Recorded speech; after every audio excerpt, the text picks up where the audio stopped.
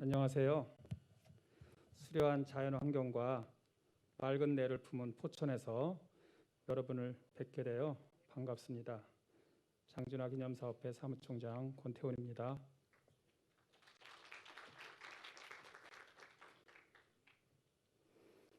포천 8경 중 하나인 한탄강 지질공원 내 화적연입니다. 조선 후기 화성 겸재 정선은 금강산 가는 길에 이곳의 경치에 매료되어 진경 산수와 한 점을 남겼습니다. 내를 껴안는다는 포천 이름처럼 포천시 이동면에 양수발전소를 건립하기 위하여 산정호수보다 더 큰 호수를 만든다고 합니다. 포천시가 인공호수뿐만 아니라 장준하 선생의 민족혼, 민주혼, 자유혼 정신을 담을 정신의 큰 저수지를 만들어 평화의 도시, 통일의 수도로 거듭나기를 바라는 마음을 담아 장준하 선생의 생애와 사상을 여러분과 함께 나누고자 합니다. 장준하 선생의 항일숙이 돌베개를 읽고 3년간 135점의 판화를 새긴 이동환 화가의 작품을 여러분께 소개하겠습니다. 칼로 새긴 장준하입니다. 학도병으로 징집될 때부터 중국에서 탈출하여 광복군이 되고자 했던 장준하는 홍석훈, 김영록, 윤경빈 동지와 함께 1944년 7월 7일 중국 시저우 스카다 부대의 철조망을 넘어 9.4일생으로 중국 중앙군 유격대에 붙잡히게 됩니다. 그곳에서 먼저 탈출하여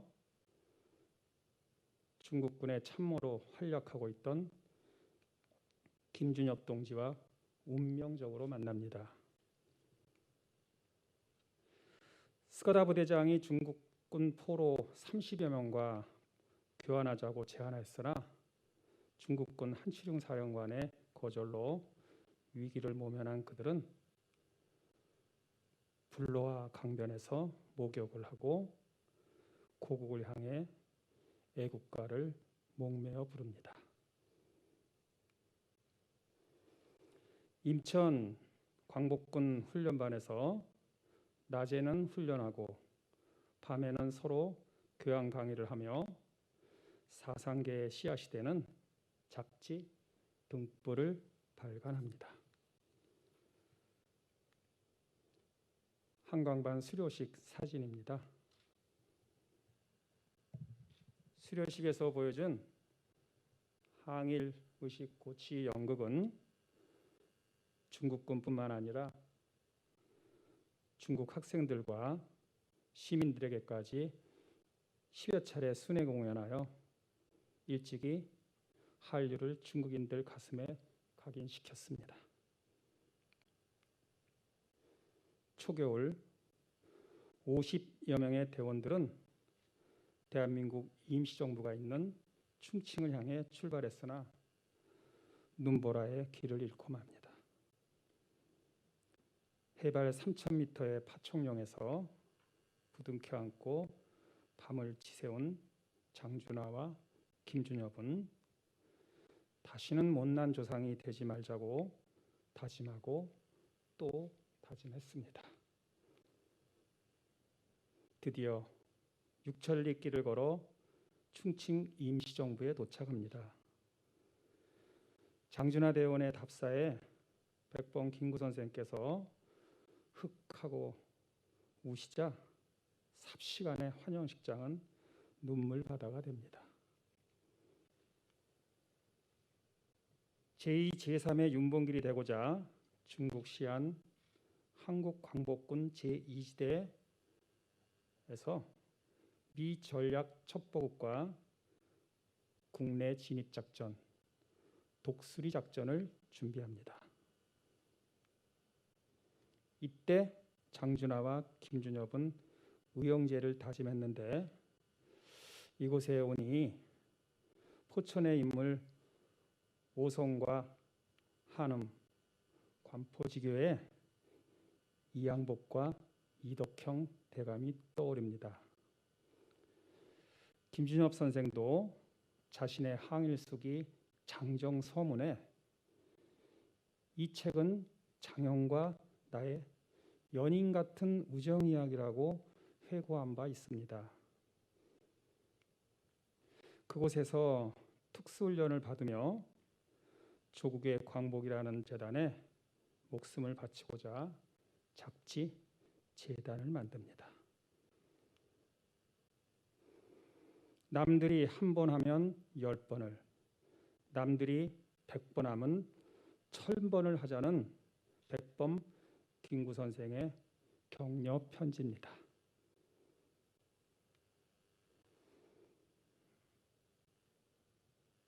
특수훈련을 마친 후 사물을 불태우고 국내 진입을 준비하였으나 일본의 조기 항복으로 무산됩니다.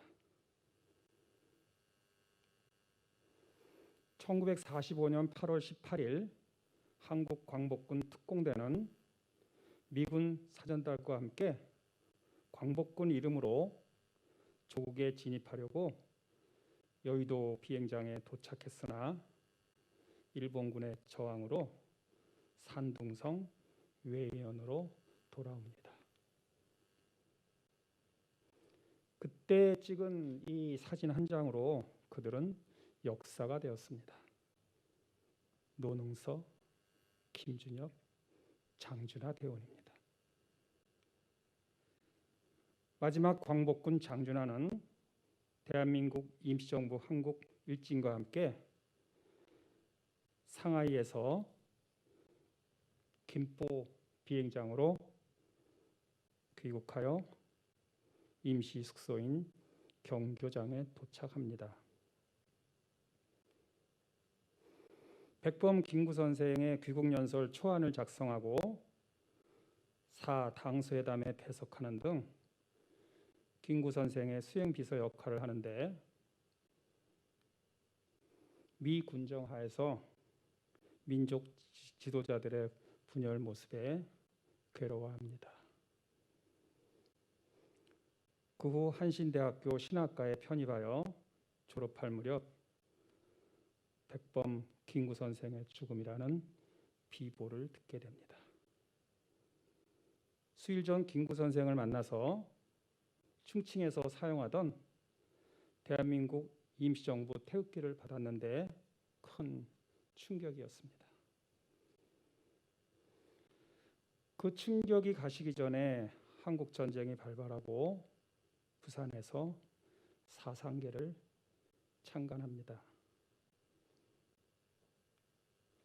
휴전 후 서울의 종로 2가 한청 빌딩에 자리 잡은 사상계는 자유당 정부에서 민주화, 민권운동의 저수지 역할을 합니다. 4.19 혁명의 자양분을 제공하며 민주당 정부 출범을 견인했는데 뜻밖의 세력이 등장합니다.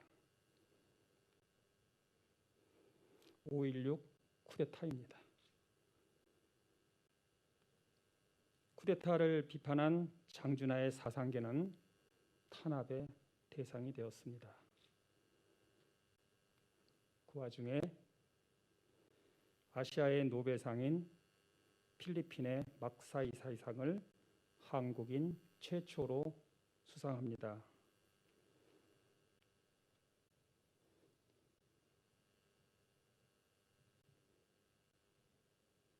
장준하 선생은 기독교 신자이시고 미 전략 첩보국 대원 출신으로 미국과 대외 정책에 대해서 우호적일 수 있었으나 민족주의 입장에서 미국의 한일 국교 정상화 요구에 동의할 수 없었습니다.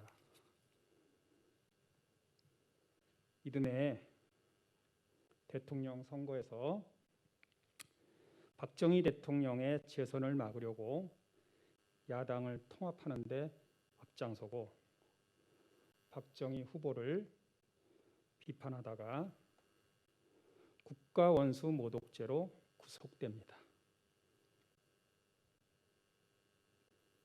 옥중 출마를 결심, 동대문 울구에서 국회의원으로 당선됩니다. 박정희 정부의 삼성개헌 반대 투쟁에 앞장섭니다. 장준하 선생은 7.4 남북 공동성명 발표 때 모든 통일은 좋다고 평화 통일에 대한 기대를 했으나 유신체제의 성립에 실망하고 재야 대통령의 길을 걷게 됩니다. 1973년 12월 유신체제에 대한 구체적 저항운동인 개원청원 100만인 서명운동을 주도하다 긴급조치 1호로 구속됩니다. 그때 감옥으로 가는 길에 백기환 선생이 동행합니다. 추록 후 장준하 선생은 박 대통령에게 민주헌정의 회복을 요구하는 공개 서한을 보내고 김대중, 김영삼, 윤보선, 양일동 사자 회담을 주선하고 재야 세력을 통합하는 위험한 날개짓을 시작하였습니다. 거사전 신변을 정리할 때 백범 김구 선생으로부터 받은 태극기를 이화여대에 맡깁니다. 안타깝게도 그 날갯짓이 이곳 포천 약사 계곡에서 멈췄습니다.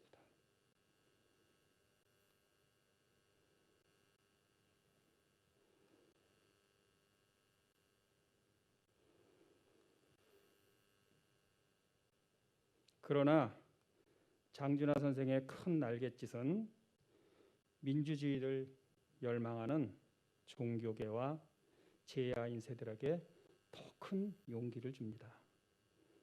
1976년 3.1 명동 국선언으로 시작된 유신체제에 대한 저항과 민주화에 대한 국민적 열망은 그 후 부마 항쟁과 광주 민주화 운동, 87 6월 민주 항쟁의 정신으로 이어져 한국 민주주의의 새로운 시대를 열게 됩니다. 장준하 선생의 민주화 자유, 평화 통일을 향한 정신과 노력은 현재 진행형입니다. 이제 이곳 포천에서 장준하 선생의 민족 민주 평화 통일 심지에 다시 불이 붙어 한라에서 백두까지 번지기를 소망하며 자신을 조국의 재단에 바치며 가족에게 남긴 유서를 함께 읽어보겠습니다.